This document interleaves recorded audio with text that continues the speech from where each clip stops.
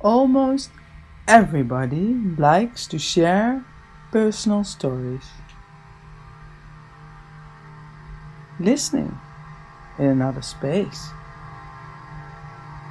Creating freedom and connection. Intimate. Sensitive and uncertain. Finding comfort. Feeling my body. Touched on my skin. Unlimited experiences into another life. Conscious about myself. Curious toward the other. Exploring different realities and shifting between worlds. In this moment and space, reflecting and understanding. Almost symbiote.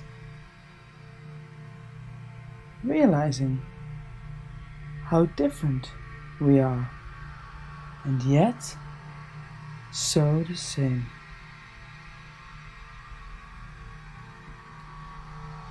I hope to share this experience with you.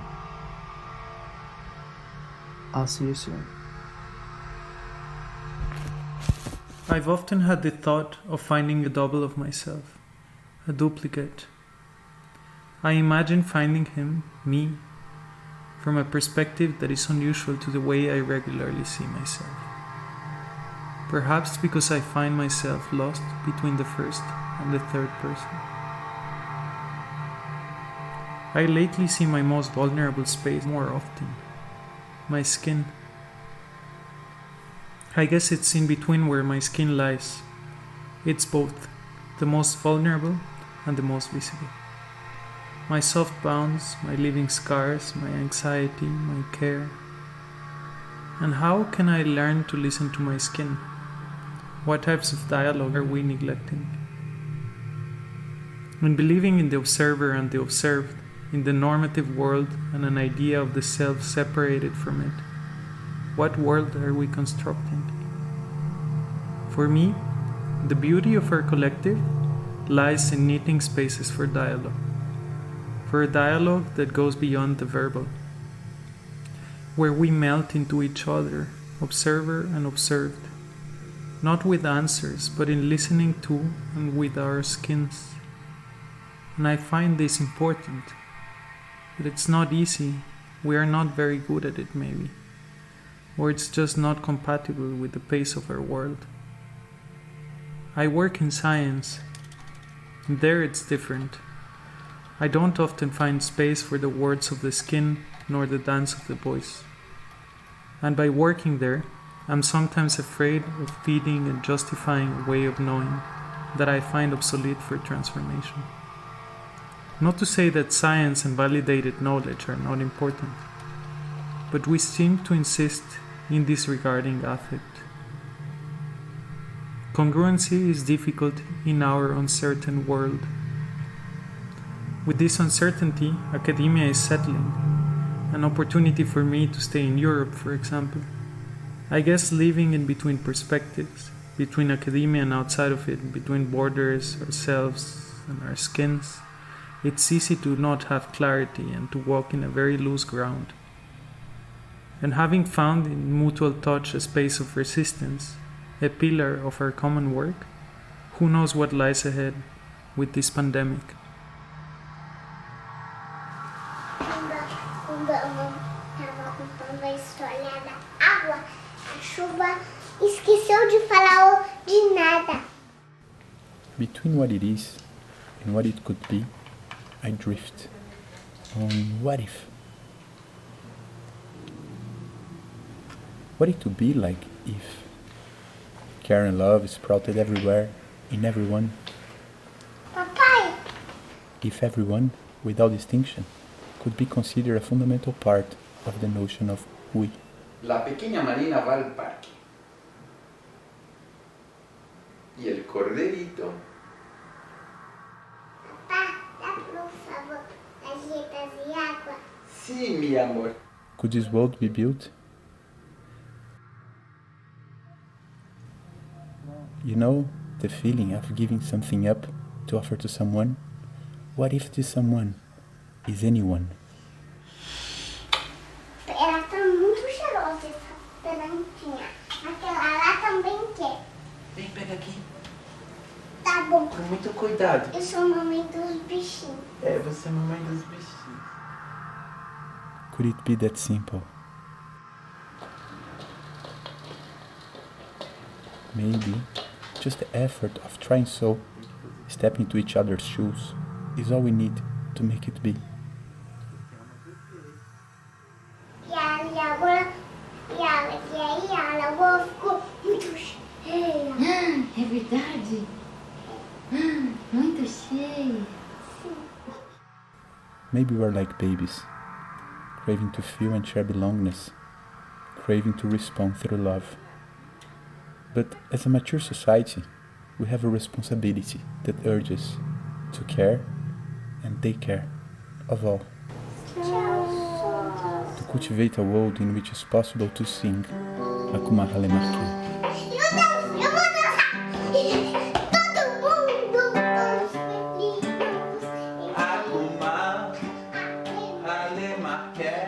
Já ficou perto dos bichinhos. Fico perto dos bichinhos a chachá. E veio a mamãe. E vê a mamãe. Coelho. Coelho. Pra ajudar a cuidar desses todos bichinhos. Todos os bichinhos ajudar a cuidar. Ninguém está chupando. Ninguém está chupando.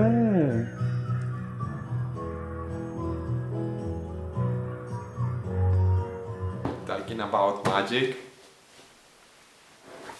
So magic is this feeling of being connected to everything, this idea of having your eyes open to look for the signals, discovering the mystery, and then you see things. Basically you see relationship between ideas, between physical stuff, you know. So magic is this emotion, this moment in a space and time that in which you feel really connected. Let's say the flow, let's say this moment of light in your heart and in your mind. Papa con yuca, papa con yuca, papa con yuca, papa con yuca, papa con yuca.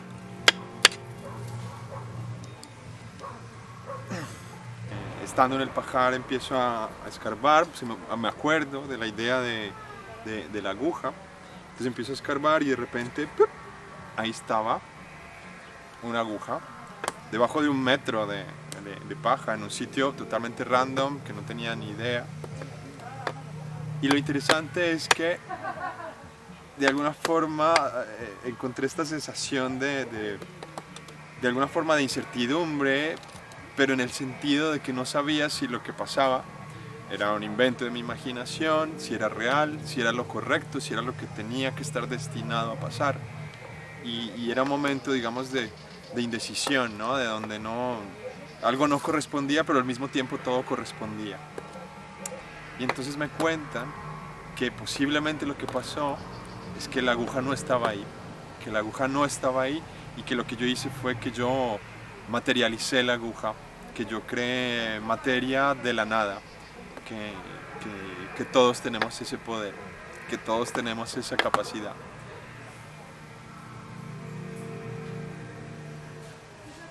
Who should I listen to? To my mama? To my papa?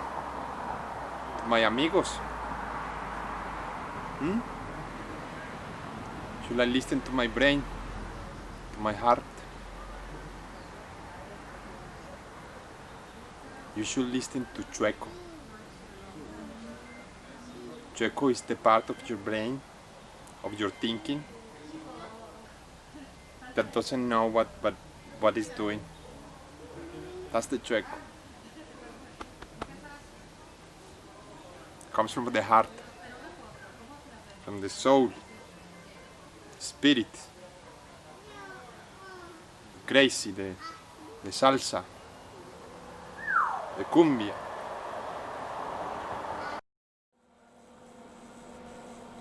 My creative practice consists of writing. Writing in isolation and failing. This is not uncertainty, with its qualities of the unknown and of open-endedness and the sense of hope that might lie in there. This is precariousness, with its implication of being dangerously likely to fall or collapse. And uncertainty never scared me.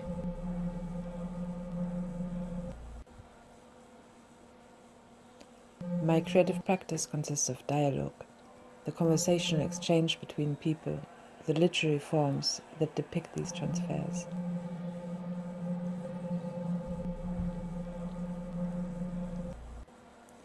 Keine neue Welt ohne neue Sprache. No new world without a new language. It's one of Ingeborg Bachmann's most quoted sayings. New words are needed for any endeavor, be that marketing or world-changing. Words are not my allies, and my dialogues are imagined, fragmented, and short.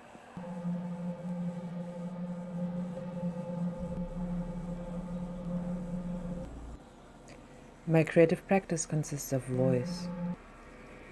Voice is a materiality and embodied practice, as well as a metaphor for representation. Ideas about voice, about language and speech are like everything, not universal nor natural, but culturally and historically specific. These ideas have repercussions for collective life, how voices are heard and recognized. Amanda Weidman talks about ideologies of voice. Voice ideology in Euro-America associates voice with interiority, truth, and self-expression. Keine neue Welt ohne neue Sprache.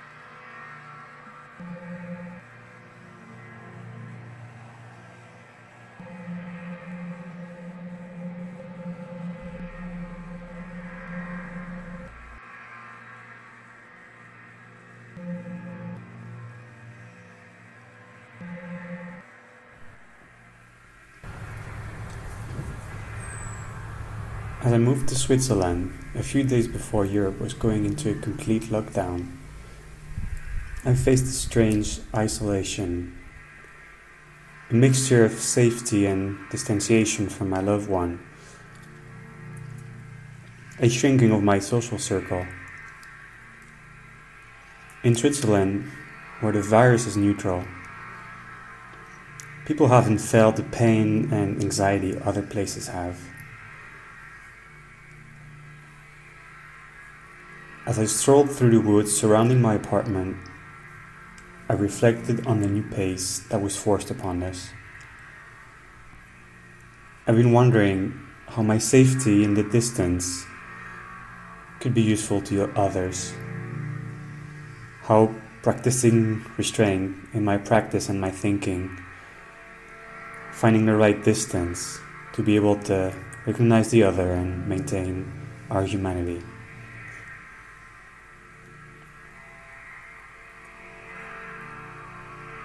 In the unfolding meltdown of the fabric of society,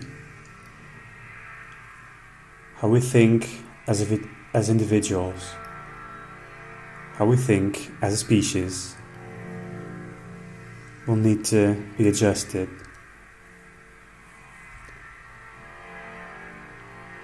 No amount of privilege, no amount of poetic justice will make any of this right. not even the heroes and artists of the fourth turning. From the perspective of someone who works on conflict, both intra and interstate conflict, in addition to being part of BeAnotherLab, as someone who happens to be at the UN, I also think about conflict fragmentations. Now, at the same time, you have growing mistrust in governments and any form of authority. You have the spread of mis and disinformation. In the midst of all of that, one of the things that I'm most inspired by in philosophy and systems thinking is the phenomenon of emergence. What we're trying to do as BeAnotherLab is find ways to create space for others to come in and occupy space when it comes to whatever access we have. How do we use those entry points that we have to create space for others to come in and occupy and fill in unique, artistic, playful, but also politically engaged ways that some type of transformation or the beginning of some type of transformation can happen. Then allowing, by creating those openings and by creating that space and by engaging in a deep listening exercise, allow for a range, a constellation of factors to come together, to make space for a type of emergence. In general, I think we have to think at an ecological level, that whole of ecological approach. You have humans and humans behaviors, you have machines and machine behaviors, and you have systems and system behaviors. And how can we observe and analyze and understand where all those things are, how they're working together, and think about what things we can tinker with here and there in order to nudge things in a different direction. By ensuring that we create a space for listening, we can get others to listen as well. Emergence, deep listening, creativity, and thinking at the level of machines, humans, and systems, and how they intersect. What is in the in-between? Confluences between rivers on sea, tension between tectonic plates, misunderstandings and understandings between you and me, space between stars,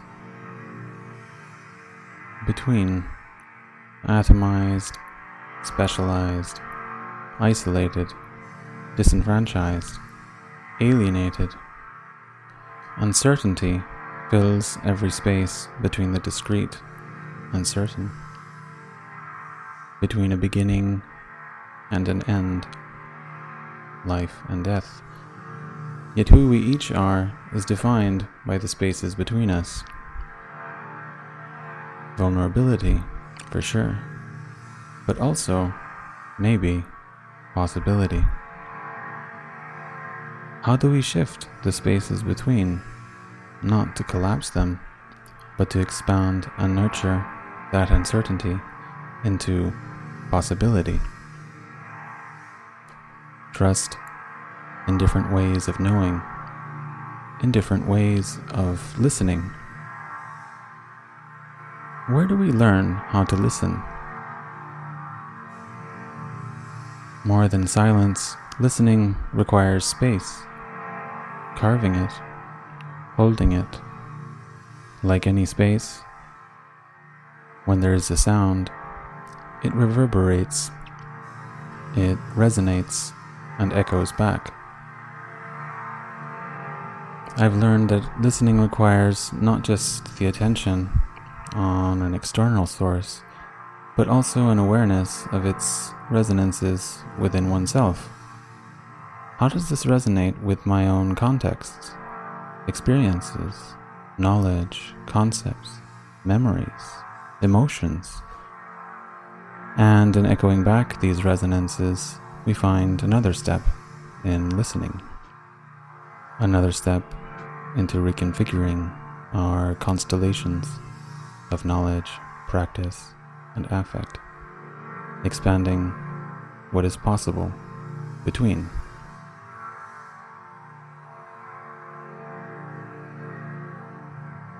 Para mí, cuando esto me lo dijo un amigo, ¿no?